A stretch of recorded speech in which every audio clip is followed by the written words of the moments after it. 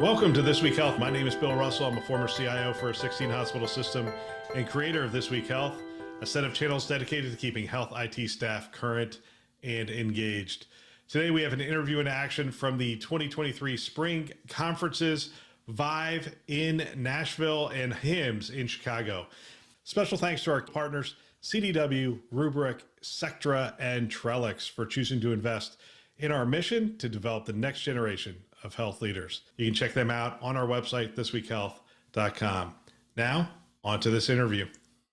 All right, here we are at ViVE for another interview in action, and we're joined by Michael Hasselberg, who is the Chief Digital Health Officer at University of Rochester Medical Center, and Justin Norden, Dr. Justin Norden, GSR Ventures.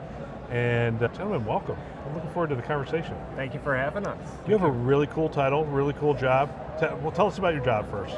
You know, my job came into place at the beginning of COVID, where we didn't really have a strategy of how to become a digital first health system, and the CEO kind of tapped me on the shoulder and asked, could I create the strategy? And so as the Chief Digital Health Officer, it's very high level strategy, everything from patient portal through doing AI in our clinical service lines. And then I also kind of co-lead the innovation arm of our health system. So frontier technologies, working with venture, working with industry, working with retail. I get to have all the fun. So since I just talked to Greg, your CMIO, and he laid out a 5-year strategy, which I think is the strategy you're talking about, and went into detail. I want to talk to you guys about establishing an effective investment arm within a health system. This is not for the faint of heart. We've had some successes. Obviously we can look at UPMC, we can look at Ascension, and we've had some failures, and I'm not going to say those names.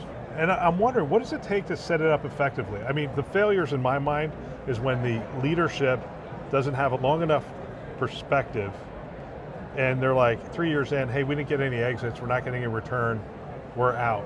What's the best way to approach it? Justin, we'll start with you. Sure, so this is a conversation, not to pick at any old wounds, but we can spend the whole time on. But in terms of how venture can work with health systems, fundamentally, and this is why we're here together, is there's so many ways to work together. You know, we sit in Silicon Valley at GSR Ventures looking at early stage health technology companies. Fundamentally, if you're selling to a provider, we need innovative health systems where the leadership is bought in to trying these startups. Where do they fit in to that strategic plan where they can actually add value and it makes sense? And then where can you help cut down an 18 to 24 month sales cycle into 3 to 6 months and actually get something off the ground? So this is a partnership. This isn't you setting it up. The University of Rochester setting it up to try to make money from investing in these companies. No, initially this was set up to create another pipeline where I could get best of breed technology into my health system and help maybe co-develop, help develop new value propositions. But it's leading towards, hey, maybe we should take on some more financial risk in these companies. And so we do not have digital health venture arm yet, but it's something that we're actively exploring, because we have set up a really nice pipeline where we work with a lot of early stage startups that are coming from the West Coast, coming from places like Palo Alto and Menlo Park and Seattle, and we're helping these companies be successful. So why not us participating in some of that financial upside of those companies? Yeah, that makes a lot of sense. Give me an idea of, when those companies come in, how do they engage? How do you get them to engage with your health system? So one of the things that makes the University of Rochester unique as an academic health system compared to most academic health systems left in the country is we're fully integrated into its parent university. Most academic health systems, separate budgets, they're affiliated with their parent university. We made a core decision, not what we're going to do.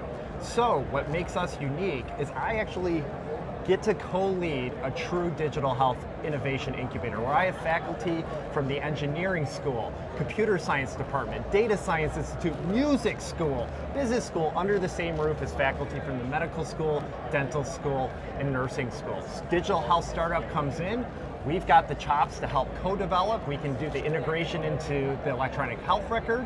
Our clinical teams from both nursing to physicians to physical therapists, all under one roof, can help think about how do we build you into the clinical workflows, operational workflows of the health system, and then we can partner with our business and data analytic team.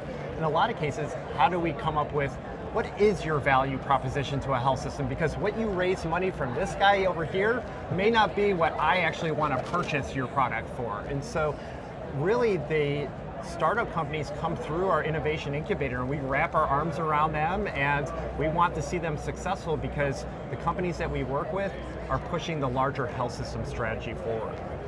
It's interesting, you just described something that I get a lot of different perspectives on. I get a perspective from some founders and they say, we thought we were going to do this, we raised money to do this, but then we got engaged with the health system and we sort of lost our way. Like, you could lose your way in that, especially the large academic medical centers could sort of swallow you up and then say, we started as this company, now we're this company. Now that could be a good thing, or that can be a muddying of the waters kind of thing. How do you coach them in that process? So that's such a key point. And take an example, a company like Artisight, which I know we spoke about before, augmented AI platform, really can touch any number of issues across the health system. And each health system will have a slightly different priority list of what they want. Right. And so we need to work with our founders and say, what are the key issues that Michael has, but also Providence will have, Stanford will have, everyone else will have, such that you're solving one problem that can really go across a number of customers. Because that's the challenge. There's so many problems in healthcare. Michael's got so many problems on his plate that he would love to be fixed, but what is common? Where can you build one thing that really can have product market fit in an area and help you take off? Because you can't just go whack-a-mole one problem after the next. And so what we think about and how we can help with our companies is, how do we introduce you to as many health systems as can, as many smart people, to say, what is the real issue we need to solve first? Yes, once you're successful, once you're in, eventually you can start to add on more, but what is that one narrow problem to work on? So take, for example, what our site's focusing on today, or like the priority for so many health systems across the country, provider burnout, staffing, and solving those issues. Focus on that first, then move on to some of these other issues. We'll get back to our show in just a minute. We have a great webinar coming up for you in April. We just finished our March one on April 6th at 1 p.m. Eastern Time, the first Thursday of every month. We're going to have our leadership series. This one is on CISO priorities for 2023, Chief Information Security Officers. We have a great panel. We have Eric Decker with Intermountain, Shauna Hofer with St. Luke's Health System out of Boise, Idaho, and Vic Aurora with Hospital for Special Surgery. And we are going to delve into what are the priorities for security? What are we seeing? What are the new threat vectors? What is top of mind for this group? If you want to be a part of these webinars, and we would love to have you be a part of them, go ahead and sign up. You can go to our website, thisweekhealth.com. Top right-hand corner, you'll see our webinar. And when you get to that page, go ahead and fill out your information. Don't forget to put a question in there. One of the things that we do, I think that is pretty distinct, is we collect, like for today's webinar, we had 50 some odd questions that we utilized in order to make sure that the conversation is the conversation that you want us to have with these executives. So really appreciate you guys being a part of it and look forward to seeing you on that webinar. Now, back to the show. So I'm trying to think where I want to take this. Part of me wants to be selfish here, and I have the two of you. You have a cool job. You have a cool job. What are you seeing? Like, what's pushing the needle right now? What's something that you're looking at saying, hey, you know, I think in the next 12 to 24 months, we're going to see some real innovation that's going to impact health. We're both thinking the same thing. So I'll start, you can go, but my attention is right now all in the possibility of these generative AI tools, ChatGPT, large language models, on how it can impact healthcare. If we zoom out over time, right, health IT fundamentally, whether it's our EMRs, technologies, or robotic surgery, have only increased costs in the healthcare system. They added tools, often cases many providers will say have made their lives harder. We have a sea change moment where these technologies fundamentally can and will change provider issues. They'll make it easier to work with, they'll take issues off of their plate. And we're seeing this from startups to the biggest companies of all, right? We see the launch of Nuance, acquired by Microsoft, now integrated with GPT-4 today. I know, that's and amazing. The technology works. So this is where my attention's going. I'm teaching a course starting in a couple weeks at Stanford on generative AI in medicine. What initially we thought, we'll keep it a small seminar, maybe 20 students. Another student in my course said, hey, Professor Norden, it filled up in 3 minutes. There's more than 50 people on the wait list. This is where the attention is going. This really does have a transformational potential within healthcare. I 100% agree. It's a complete paradigm shift. What we have seen over the last 3 months with these large language models is going to be transformative not only to healthcare, to every single industry. And as an innovation team that has been working on machine learning in healthcare for 8 years now, 7 years now, totally have leapfrogged where the technology is right now. And so now it's like super, super exciting. And a lot of the companies that we have been working with, their tech stacks are like obsolete now of where the AI is. And so it's just like, where can we go with these possibilities? And I think for me, the burning issue is like every health system in the country, as Justin hinted on, it's our workforce. And can I take things off of my workforce's plate that they shouldn't be doing, so they get more time back to spend with the patients, but then also get to go home on time and have their own wellness. And that's what's super exciting for me. How do you position this conversation when you're talking to clinicians, GPT-4 specifically? I mean, obviously Google has Bard, I don't know where that's going. I did apply for the API for GPT-4 because I've played with it enough now that I'm sitting there going, oh my gosh, I want to start feeding stuff into this. First of all, you get a larger amount of data you can actually feed into it, larger prompts and that kind of stuff. But how do you position this conversation with the clinicians? Clearly we're not saying, hey, this is going to be a clinician. It's not going to be a doctor. But I'm curious, what's the conversation with clinicians so that they understand the potential and the value of it? So, at least the clinicians I've talked to, and I've, like you, just blown away with playing with GPT-4, just blown away. But I'm even more convinced playing with it that it's never going to replace a physician, it's never going to replace a clinician. I see it as almost like a virtual care assistant that sits next to the clinician. Maybe packages data like that super fast and provides that in a way that the clinician can digest it to make a decision, but the clinician is still going to make a decision. Where I see it being powerful and where my clinicians are already using it and excited about it are things like prior authorizations with the insurance company. Nobody enjoys doing that. Like, everyone hates doing that. Like, right off the top, GPT-4 could probably do that better than my physicians and my providers can do. And they think that's where they're super excited. Now, on the overall health system, it's actually not the clinicians that I'm needing to convince of where the opportunities are. It's actually like my privacy officer and, you know, kind of concerns about, you know, security of these models. And so that is a whole nother culture change and discussions that we're having within the system. But to go back to the very beginning, one of the places where people really want to know more about this are medical students. So I teach this past quarter a seminar on digital health and have almost a fourth of the entering medical students in the Stanford class. And they are going to be full out providers and call it 8 years, maybe more from today.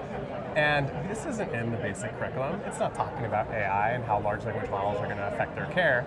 But on the other hand of the spectrum, it's what patients are using, right? There's stories now of people using ChatGPT to diagnose themselves, go through their blood work, read their imaging. That's sort of and the it's point. happening today. Like, we may not teach it in the med schools and the doctors may not use it, but it's still going to get used.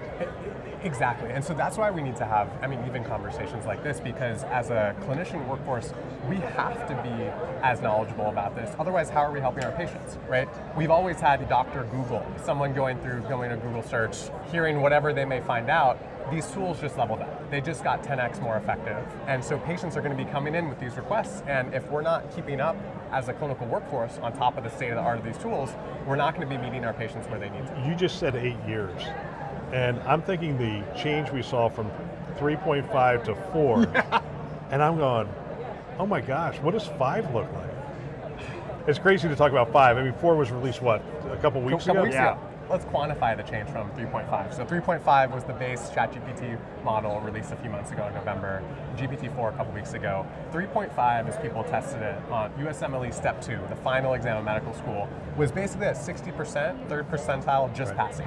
Without images. Without images. Right. GPT-4, as of a couple weeks ago, this came out and said, okay, I need to test this. So we ran it through Step 2 exam again. It jumped up to 89%, which is roughly the 95th percentile. We just went from almost the bottom of a med school class to almost the top.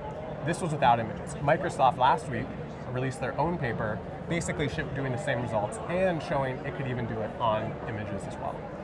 So what actually comes with GPT-5? What does that performance look like? it's going to be amazing. But even if you froze it, even if you stopped development today with some of these foundation models, we already have enough to completely transform workflows, prior auth, potentially patient messages. It's going to put the patient EHR education. out of business. Oh, there will be gosh. no more electronic health records. Thank you for, I thought we were at the top of the hype cycle. Thank you for showing me that there's an even higher. There's still room to go. Yeah. Oh, gosh. Well, actually, we've gone a little long here, but hey, this is a great, we could do this for another half hour, I'm was sure, awesome. easily. Thanks for having Michael, us. great. Justin, always great to see you. Phil. Really appreciate it. Another great interview. I want to thank everybody who spent time with us at the conference. I love hearing from people on the front lines, and it's phenomenal that they've taken the time to share their wisdom and experience with the community. It is greatly appreciated. We want to thank our partners, CDW, Rubrik, Sectra, and Trellix, who invest in our mission to develop the next generation of health leaders. Thanks for listening. That's all for now.